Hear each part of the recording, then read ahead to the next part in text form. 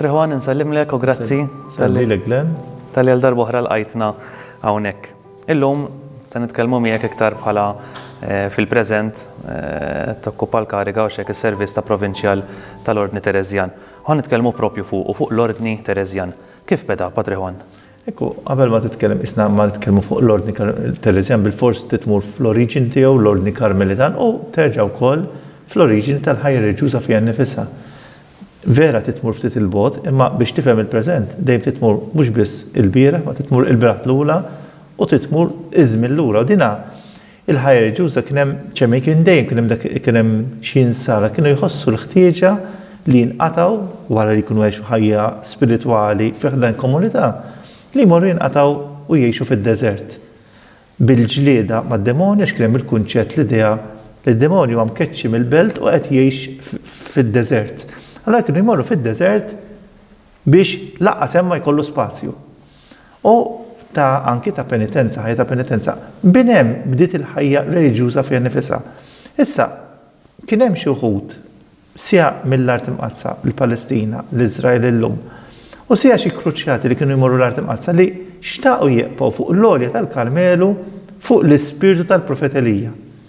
Skont ma naqraw fl-Iskrittura, il-Profet Elija kien joħroġ fil-Ministeru meta kien jibgħatu Alla, imma kien jgħix il-ħajja tiegħu fuq l-għolja tal-Karmelu. Mhix għolja waħda, huma grupp ta' għoljiet b'widien. Dawn għażlu qwiet partikolari, kien hemm nixxija ta' ilma, nifhmu l-Palestina hija art tixbaħ ħafna lil pajjiżna, anki nixfa, allura ikun hemm post wiet bl-ilma ġieri għandhom l-ilma u setgħu anki jkabbru xi prodotti, imma fl-istess ħin anki viċin il-baħar, anki kellhom il-ħut allura.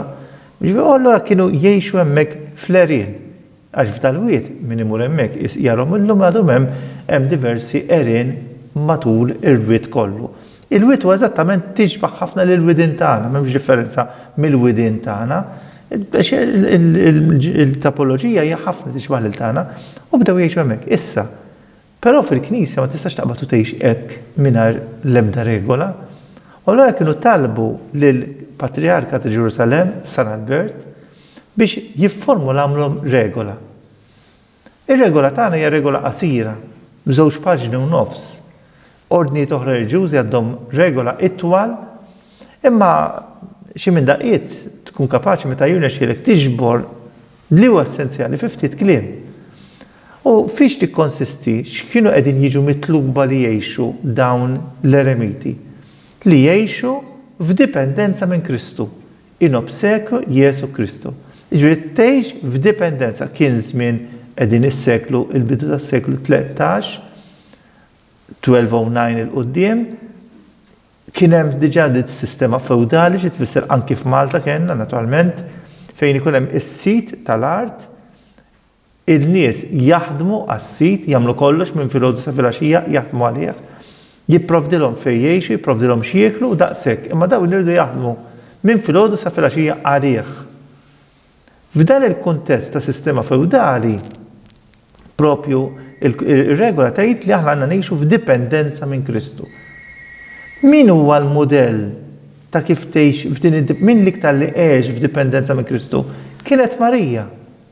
Allura huwa ordni Karmelitan Marjan. Kienu jħarsu vera bħala il-Profet Elija, imma kienu jaraw f'Marija oħt illi għexet f'ħajjitha dak li huma kienu qegħdin jippromovu u li xtaqgħu jgħixu huma f'dipendenza minn Kristu. Dik li tisma' l-kelma u li l-kelma tagħmilha laħam fil-ħajja tagħha u li twassalha lill-oħrajn. F'Marija raw eżattament dak kollu li huma xtaqu għaliex dina laqet il-kelma. Saret ħajja fil-ħajja tagħha, laħam fil-ħajja tagħha, għaddieta lill-oħrajn u proteġieta dik il-ħajja l-istess il-Karmelitan. F'dan il-kuntest u f'dan l-ordni Karmelitan tiġi Santa Teresa, soru Karmelitana. Diġà aħna tkellimna dwar Santa Teresa, imma ġara anki xi domandi fuq Santa Teresa, ma Santa Teresa hija s-soru Karmelitana li f'ċertu stadju tal-ħajja tagħha tħoss bħal sejħa minn Alla imma anke ħeġġa minn sħaba biex din il-ħajja li bdiet fuq l-Olja tal-Karmelu li mbagħad kellha titlaq u tirritorna u tiġi fl-Ewropa ftit żmien wara minħabba persekuzzjoni, din il-ħajja Karmelitana ittija spiritu ġdid. Tantatu spiritu ġdid li l-lum nistgħu iktar nitkellmu fuq fuq fundatriċi aktar mill-riformatriċi. Ġifri Santa Teresa tqisha aktar bħala riformatriċi għaliex irriformat l-Ordni Karmelitan. Mela, Santa Teresa ekkara ħafna jikkonsidraw bħala riformatriċi. Aħna qegħdin is-seklu 16, ġifieri diġà għaddew 400 sena. Id-dinja qiegħda fi żmien ta' riforma, il-Knisja qed tagħmel ir-riforma tagħha, l-Konċilju ta' Trento. Riformi li sa ftit ta' snin ilu sal-Konċilju Vatikan II kienu għadhom ħafna ħallew effett kbir. Pereżempju l-Konċilju ta' Trento s-seklu 16 fejn twaqfu l-ewwel darba s-seminarji. Imma mhux biss fejn ingħatat l-enfasi fuq is-sagramenti. Ġifieri l-Knisja fis-seklu 16 tassew għamlet riforma fuq il-ħajja tagħha b'mod ġenerali. Hemm min jgħid hija riżultat jew konsegwenza tar-riforma biex jikkumbattu ir-riforma ta' Luteru. Fil-Knisja jingħad bil-maqlub li l-Knisja għamlet ir-riforma tagħha, Luteru ħareġ bir-riforma tiegħu li ma kienitx taqbel mod sħiħ mat-tagħlim kollu tal-Vanġelu u l-Knisja kellha tirribatti ċertu affarijiet u ġiet bir-riforma tagħha. F'dan kuntest ta' riforma anki Santa Teresa nsibuha bħala dik li tirriforma l-ordni imma jiena ngħid iktar minn hekk. Għalli Santa Teresa hija parti mill-moviment ta' riformaturi fil-Knisja. Ma kienitx fil-Konċilju ta' Trento, imma ma jfissirx li biex tirriforma l-Knisja biex titfa' idea ġodda fil-Knisja bil-forsi tkun għaliex fl-aħħar mill-aħħar huwa l-Ispiritu li jaħdem. L-Ispiritu ħadem permezz tal-isfijiet fil-Konċilju ta' Trento, imma mhux biss. Għaliex Santa Teresa titfa' enfasi importanti illi kienet importanti mill-esperjenza tagħha x'kienet. Ġesu Kristu sar bniedem bħalna. Dak li huwa l-aktar ovvju ħafna drabi ma jintebaħ biħħadd. L-ewwel sekli l-Knisja tistudja tirriforma u tagħmel toħroġ it-teżi tagħha dwar Alla, Trinità, Ġesu veru Alla, veru bniedem, Marija. Imbagħad fl-aħħar mill-aħħar dik il-kelma li nsibu fil-Vanġelu u li dun Ġorġ ta' dik il-qawwa kollha verbum dejkaru factum est, ġifieri li bent Alla sar bniedem tieqpa' kelma. Santa Teresa kellha l-esperjenza personali mal-persuna ta' Kristu fl-umanità tiegħu. Jiġifieri, Santa Teresa kienet tintebaħ u tinduna u undulat li Ġesu sar bniedem bħalna. Mela allura jiena biex nikkomunika mal-Alla m'għandix għalfejn nagħmel min jaf xiex, naqbes min jaf fejn. Għaliex hu sar wieħed minna. Mela jiena biex nikkomunika ma' dan Alla, kull ma rrid nagħmel huwa li niltaqa' miegħu u dan fejn qiegħed. Ġesu wedna li huwa seqpa jgħix fil-qalb tal-bniedem. Santa Teresa tgħidlek oħroġ minnek innifsek biex tidħol f'Alla. Imma mbagħad tidħol fik u ssibu lil dan Alla. M'hemmx għalfejn tmur il-bogħod. Din hija l-esperjenza personali. Santa Teresa l-esperjenza li kellha ta' dan Alla bdiet tgħixha fil-kunvett. Ma kellix l-idea li tagħmel ir-riforma. Ma mhix ħaġa li ġiet minnha. Hija kienet kuntenta qalet għaxa fl-aħħar mill-aħħar. Ħafna drabi wieħed jgħid ma ngħix ħajja qaddisa minħabba il-kuntest li qed ngħix dik il-persuna. Le, jekk m'intix tgħix ħajja qaddisa m'għandux jaqsam l-ambjent. L-ambjent jista' jgħinek. Imma l-ambjent mhux kollox, int trid tinbidel. U hija kienet diġà kellha rapport ma' Kristu. Kienet tieħu l-enerġija tagħha minn Kristu. Bdiet tgħix għax hija qatt ma abbandonat it-talb, baqgħet tgħix b'intimità ma issa bi profondità kbira din l-esperjenza tat-talb, naturalment ġiet innotata minn sħaba u allura ħeġġewha li tiftaħ komunità biex tkun tista' dan għax huma ħasbu li huwa l-kuntest. Waqfet din il-komunità. Ġie l-ġeneral tal-Ordni. Meta ra x'għamlet Santa Teresa? Komunità tan-nisa qed tgħid. Fil-fatt Santa Teresa hija l-ewwel mara, hija l-unika fundatriċi mara tal-patrijiet. U l-unika ordni li l-ewwel bdew is-sorijiet u mbagħad il-patrijiet, dan ma ssibux m'hemmx ordnijiet oħra. Ġeneralment jibdew l-ewwel patrijiet u mbagħad is-sorijiet. Le, dinha kienet fundatriċi tal-patrijiet imma l-ewwel m'għamlet is-sorijiet. Interessanti. Santa Teresa hija verament qaddisa kbira. U dina Santa Teresa bdiet il-komunità il-ġeneral tal-ordni meta ra x'għamlet afdala f'idea. Dak li hu kellu l-obbligu li jagħmel. Il-mamma kienx kapaċi jagħmel għax biex tieħu deċiżjoni minn fuq, ħafna drabi tista' tolqot ħafna u tweġġa'. U ħafna kienu qed iħallu l-ordnijiet reliġjużi minħabba r-riformi li bdew jagħmlu. Ħalla f'idea tal-permess tiftaħ iktar monasteri fetħet 17 il-monasteru imma anki tal-permess li tiftaħ il-konventi tal-patrijiet. Allura hija riformatriċi tal-Karmelu ħadet l-ispirtu tal-Karmelu, speċjalment dan l-ispirtu ta' dipendenza minn Kristu bħal Marija, imma mbagħad tat l-ispeċifiku tagħha, wara nistgħu konsidraw bħala fundatriċi. Għaliex? Dan il-mod kif jiena ngħix f'dipendenza minn Kristu, kif ngħix lejlu nar f'dipendenza minnu, permezz tat-talb. F'din l-intimità ma' dak li nafu li żgur iħobbna. Hi kienet qabel ma konvertiet għax fil-ħajja tagħha hemm dak il-mument ta' konverżjoni. Mhux għax kienet tgħix ħajja ħażina. Għamna drabi laqqas San Pawl, nitkellmu fuq il-konverżjoni ta' San Pawl kien qed jgħix ħajja tajba anke qabel ma konverta, kien jaħseb li huwa qed miexi fid-dritt li għamel għax kien ġenwinament jemmen fih li kien it-tajjeb. Ma kienx verament it-tajjeb. Meta ġie f'kuntatt ma' Kristu, il-ħajja tiegħu inbidlet. Min hu, kull min hu mammet, ma li jiġi f'kuntatt ma' Kristu, jekk il-ħajja ma tinbidilx, mhux vera ltaqa' ma' Kristu. Mela mill-Palestina l-Ordni Karmelitan, Santa Teresa fetħitu Spanja. Beda l-Palestina. Ftit snin wara li ngħatat ir-regola imxew, kien hemm persekuzzjoni u daw l-eremiti marru kollha f'pajjiżhom. Marru f'pajjiżhom, bdew jgħixu dik ir-regola, imnalla, kienna Patri kien ħobb jidili għax kien ħobb ħafna bl-Ingliż, a blessing in disguise. Għaliex kieku ma kienx hemm kien jieqpa' imut hemmhekk il-Palestina. Din għax Alla jagħmel ta' Alla dak li aħna naraw sfortuna, id-dnub jaqlebha f'salvazzjoni. Alla jimxi. Dak li hu ħażin, anke d-dnub minnu joħroġ it-tajjeb. L-ordni daw l-patrijiet marru f'pajjiżhom fi Franza, Sqallija, ġifieri u l-Ingilterra fejn bdew, marru hemmhekk, bdew jgħixu u ingħataw l-istatus ta' mendikanti.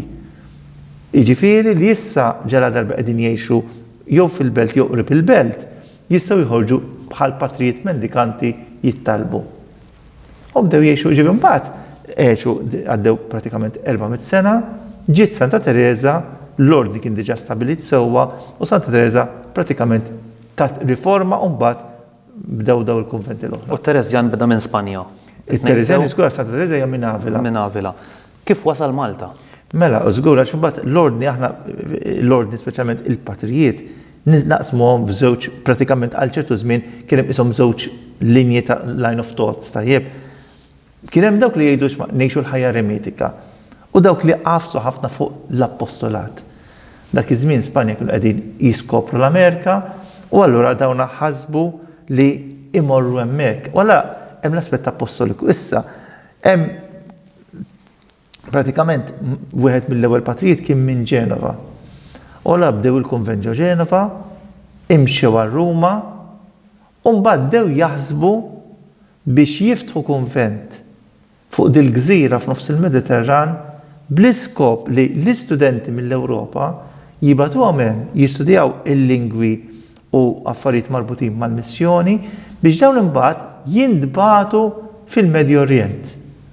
Mela Malta infetaħ l-ewwel kunvent bġew il-patrijiet fis-1626, 24 ġew, 26 bdew jibnu, fit-31 kien ġeles ta' dik il-knisja li hemm ġewwa Bormla kif nafu għallum, pratikament kif nafu għallum, u dik hija l-ewwel knisja dedikata lil Santa Teresa ġifieri dil-qaddisa l-kbira kellha tkun fuq biċċa gżira ġo Bormla li tinbniela l-ewwel knisja fid-dinja laqgħa Spanja stess.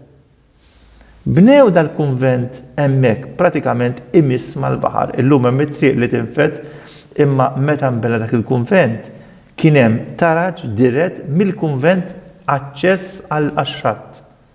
Aċċess dirett mill-baħar dirett tal-ġol kunvent. Il-patrijiet kienu minn ġol fuq id-dajsa jidħlu dritt il-kunvent. Daw kienu jiġu mill-Ewropa kollha u da metek sa' rivoluzzjoni Franċiża, jiġu ħafna studenti għalhekk huwa kunvent kbir, jiġu hemmhekk jitalmu il-lingwi, jitalmu l-affarijiet marbuta mal-missjoni u mbagħad jindbagħtu fil-Palestina. Dara qegħdin ngħidu 1626 sa qisu l-aħħar sa' rivoluzzjoni Franċiża 1790s. Tajjeb, meta mbagħad bir-rivoluzzjoni Franċiża naqsu l-vokazzjonijiet fl-Ewropa, ma kellhomx iktar studenti xi jitbagħtu jew bdew jitbagħtu inqas. Allura il-ġeneral tal-ordni kienu tawhom il-permess lill-patrijiet li jibdew jiftħu n-novizzjat. Ġeneralment novizzjat jinfetaħ meta għandek provinċja u għandek numru ta' kunventi. Dal-kunvent tawh il-possibilità li jinfetaħ in-novizzjat. Kien hemm diġà patrijiet Maltin, patrijiet li jagħmlu l-istorja wkoll. Imma issa kien hemm l-aċċess dirett għal Maltin biex jidħlu u jisiru parti minn dal-ordni propju ġewwa dal-kunvent ta' Pomla. U beda n-novizzjat. U bdiet mbagħad jikber il-preżenza tagħna ma baqax iktar mitfuha fuq l-edukazzjoni tal-studenti Ewropej għal Medju Orient, imma baqgħu direttament iktar marbutin lokalment, imma dejjem kien hemm spiritu qawwi missjonarju fost dawk il-patrijiet Maltin. Ekkon sen saqsik, anka fuq livell mondjali, fejn hu mifrux iktar? Mhux fl-Ewropa biss? Kullimkien, ġifieri dana l-ordni tagħna issa llum il-ġurnata nxteret ħafna fl-Indja. Ġifieri kwart aħna qegħdin fuq madwar 4000 patrijiet u sorijiet madwar 13,000. Ġifieri aħna primarjament issa llum il-numru kbir huwa jeqpa l-Ewropa in-numru l-kbir. Imma n-numri qegħdin jonqsu għaliex Spanja waħedhom kien ikollhom madwar 600-700 patri, anki l-Italja da qed nitkellmu ftit ta' snin ilu 600-700 patri, ġifieri daw kollha qegħdin jonqsu, jittieklu, kulħadd jikber, eċetera. Ġifieri l-Ewropa kienet primarjament. Imma mbagħad issa l-ordni qed jinxteret iktar u qed jiżdied fl-Asja, mhux biss f'pajjiżi li għandna nsewrhom ta' din id-dinja, imma anke f'pajjiżi żviluppati bħal Korea pereżempju, Singapore hija l-preżenza Maltija ta' 3 patrijiet li għadhom ħajjin, propju Maltin, illi marru hemmhekk fil-bidu kienu huma li taw bidu flimkien ma' wieħed patri li kien miċ-Ċina u llum hija realtà ħajja. Dana minn Singapore u issa qegħdin Thailand, qegħdin Malaysia, qegħdin Singapore, ġifieri daw bdew pratikament 40 sen ilu, baqgħu jiżdiedu u imferxu ġifieri minn dil-preżentaġġ kejkna mit-Taiwan, issa qegħdin it-Taiwan, is-Singapore, it-Tajlandja, il-Malaysia, ġifieri dina kollha riżultat ta' preżenza ta' patrijiet Maltin. Għax il-Maltin minn dejjem kien hemm dan l-ispirtu missjonarju fihom, speċjalment lejn l-Asja jew l-Orient. L-art imqazza, il-Palestina, l-art kienet ġiet meħuda minna mingħand l-ordni, kien patri Malti, il-Patri Ġulju, li ħada mill-ġdid u tal-ordni. Aħna l-unika ordni ġus Malta li kien hemm ġeneral li kien Malti. Minn ħalaxa saċerdot dioċeżan li kien daħal patri u li kien sar il-ġeneral tal-ordni, kien konfessur tal-Papa. Meta tgħid ġenerali ġifieri għandu responsabilità. Konfessur tal-ordni kollu dik hija xi ħaġa diffiċli wieħed. U kien wieħed minn Malta, ġifieri l-unika ordni ġust li kellu ġeneral Malti. Tkellimna fuq Santa Teresa, tkellimna fuq ir-regola, forsi dak li taqadhom, il-karizma li Santa Teresa tefet fl-ordni Terezjan. Jien iktar tefet hija karizma hija pratikament don tal-Alla lill-persuna għall-Knisja. Karizma huwa don tal-Alla lill-persuna imma avantaġġ ta' kulħadd. All right. Qed nipproponixxuh fih dan l-ordni imma mifrux ukoll fost il-lajġi permezz tal-ordni sekular, permezz ta' devozzjonijiet oħra. Issa x'inhi il-karizma? Din hemm diskussjonijiet u anki aħna kienna laqgħa l-aħħar sa ilu sentej tal-provinċjali biex għax isek dil-karizma isek qed tgħixha minn tixtejxa li miegħu kulħadd bl-idejat tiegħu. Imma fl-aħħar mill-aħħar x'inhi l-karizma? Nkunu nafu x'inhi l-karizma tal-ordni. Primarjament mill-qaddisin li għexu u ġew kanonizzati mill-Knisja. U jekk aħna nieħdu l-qaddisin tagħna personalitajiet kbar bħal Santa Teresa tal-Bambin Ġesu, Santa Teresa Margherita Redi, Santa Teresa Benedetta tas-Salib, Edith Stein, Santa Elisabetta ta' Trinidad, Santa Teresa de los Andes u oħrajn, x'ninnotaw fihom bil-personalità tagħhom imma kollha jinsistu fuq l-għaqda u l-intimità mal-Alla. U dik li jiena nara fl-ordni Terezjan, jiena isa nikkunsidra bħala ger speċi iktar f'karozza li ġalek tiġri. Għaliex? Għaliex fil-waqt li ordnijiet reliġjużi oħra jenfasizzaw aspett mill-ħajja ta' Ġesu, per eżempju il-predikazzjoni, per eżempju l-kura ta' tfal, per eżempju il-ħsieb ta' minnu marit. L-ordni Terezjan bir-riforma ta' Santa Teresa titfa' l-enfasi fuq li toqgħod ma' Ġesu bħal Marija f'riġlejn Ġesu. Tisma' lil Ġesu. Relattivament u aktar appaganti li inti tagħmel xi ħaġa, imma Santa Teresa kienet konvinta li wieħed meta qiegħed jgħix f'intimità ma' Ġesu aktar jista' jkun effettiv.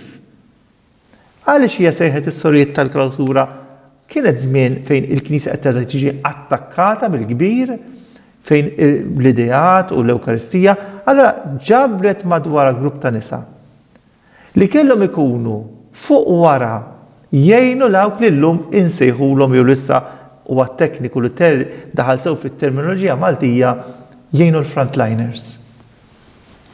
Hemm min qiegħed prima frontiera.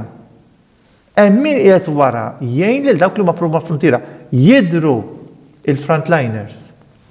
Imma dawn is-sorijiet Santa Teresa ridet li jkunu fuq ġewwa li bit-talb jgħinu lil dawk li ma fuq qudiem. U mbagħad Santa Teresa tal-Bambin Ġesu magħżula mill-Knisja ma' San Franġis Saverju li mar id-dinja kollha pratikament patruna tal-missjonijiet. U dina tifla ċkejkna, illum tifla nidula ta' 24 sena, qatt ma ħarġet mill-klawsura ma taf xejn, imma għaliex?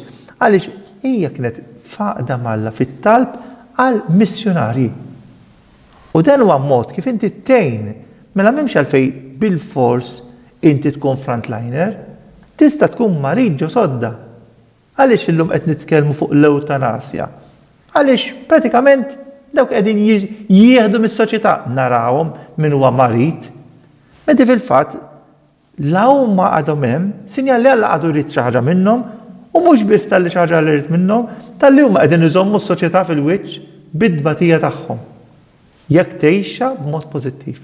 Santa Teresa il-karizma kienet għejx f'intimità ma' dan Alla u ingħata kompletament lill-oħrajn permezz ta' ministeru pubbliku, jekk intilmu lejn qed isejjaħlek għal dan, imma anki mingħajr dak il-ministeru pubbliku xorta qed tkun avantaġġ ta' kulħadd.